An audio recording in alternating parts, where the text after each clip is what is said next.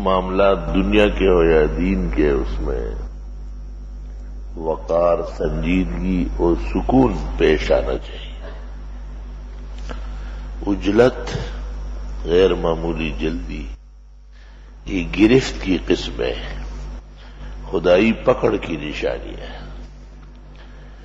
بعض احادیث میں لا تعجل ان العجلۃ من الشیطان، عجلت نہ کیا کرو، اس طرح شیطان تم سے تیزی کرواتا ہے۔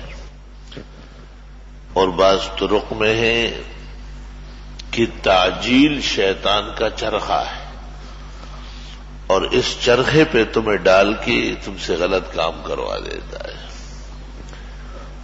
اطمینان قلب، طمانینت طبع، امور دین و دنیا دونوں میں بہت ہی سنجیدگی کے معاملات ہیں۔ اچھا بھلا کام عجلت سے بگڑ جاتا ہے اور بگڑا ہوا کام آرام، تسلی، حکمت بالغہ سے آخر کار آپ کے حق میں ہو جائے۔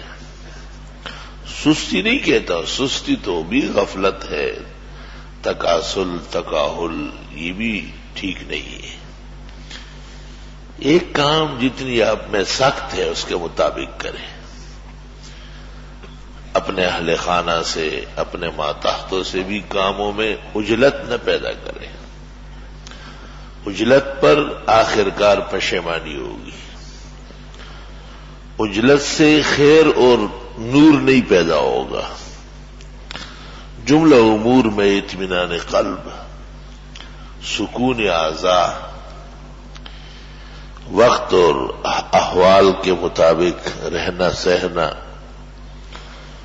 مقصود جو آپ کا ہے جس طرح چاہتے ہیں اس کو مٹھی میں پکڑیں اور اس کے لیے حالات کا انتظار کریں۔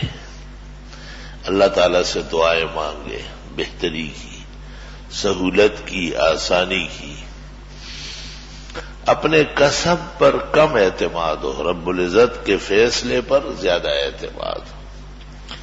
وشاورہم فی الامر، اے پیغمبر آپ ان صحابہ سے کاموں کے مشورے کیا کریں، اس میں ان کی خاطرداری ہے، ان کا تجربہ بڑھے گا، ان کی رائے میں قوت آئے گی، انہیں مناسب کا احساس ہوگا، انہیں مستقبل اور عواقب جاننے کی صلاحیت آئے گی۔ جس سے آپ مشورہ کرتے ہیں وہ سوچ کے بتاتا ہے۔ نبی کتنا بڑا ہے، وہی والا، صاحب قرآن، صاحب کتاب، نبوت سرفرازہ کے متصف۔ صحابہ بہرحال غیر انبیاء و غیر مرسلین ہیں، غیر معصومین ہیں، اور فرمایا ان سے آپ مشورہ کریں۔ فَإِذَا عَزَمْتَ، اور جب ایک کام کرنے پر آئے، فَتَوَكَّلْ عَلَى اللَّهِ، بھروسہ صرف خدا پر فرمائے۔ یہ نہ کہے کہ آپ نے مشورہ دیا تھا، آپ ہی کہہ رہے تھے، غلط بات ہے۔ مشورہ فرض نہیں ہے کسی کا بھی، یہاں تک کہ پیغمبر کا مشورہ بھی ماننا ضروری نہیں۔ حضرت کے زمانے میں ایک کنیز آزاد ہوئی، اور یہ قاعدہ ہے کہ کنیز جب آزاد ہو جائے تو سابقہ نکاح پر رہنا ضروری نہیں، اسے اختیار دیا جاتا ہے، چاہے تو آزادی کے بعد نیا نکاح کر لے، چاہے تو اس شخص کے ساتھ رہے۔ وہ جب آزاد ہوئی تو اس نے کہا میں اپنا نکاح دوسرا کروں گی۔ حضرت بریرہ رضی اللہ تعالی عنہ، اس کا جو خاوند تھا حضرت مغیث، وہ ان سے بڑی محبت کرتا تھا۔ یہ تو آزاد ہونے کے بعد چلی گئی ادھر ادھر، اور وہ خاوند گلی کوچوں میں پھرتا تھا، یا بریرہ، یا بریرہ، یا بریرہ۔ حضرت صلی اللہ علیہ وسلم سے دیکھا نہیں گیا، آپ نے بلایا بریرے کو اور انہیں کہا کہ مغیثی کے ساتھ رہو، یہ ٹھیک ہے۔ دیکھو کنیز تھی لیکن اس زمانے کے بڑے صاحب علم سے بھی فہیم تھی، اس نے کہا اتامرنی ام تشاورنی، حضرت حکم ہے نبی کا یا مشورہ ہے؟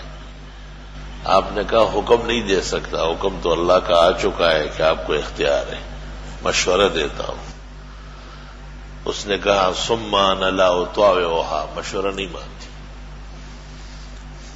چلی گئی، کہیں اور نکاح کر لیا۔ تو آپ نے فرمایا مجھے حیرت ہے کہ مغیث کی بریرہ سے اتنی محبت ہے اور بریرہ کا دل بالکل اس سے اٹھا ہوا ہے، عام طور پر طرفین سے محبت ہو جاتی ہے۔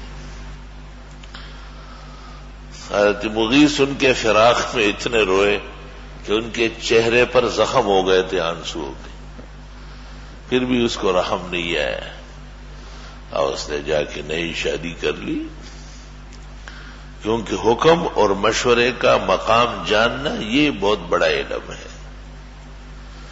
اس سے پتہ چلتا ہے کہ اس زمانے کے غلام اور کنیز بھی اس زمانے اور بعد کے زمانوں کے بڑے بڑے علماء سے سمجھ اور فہم میں بلند تھے۔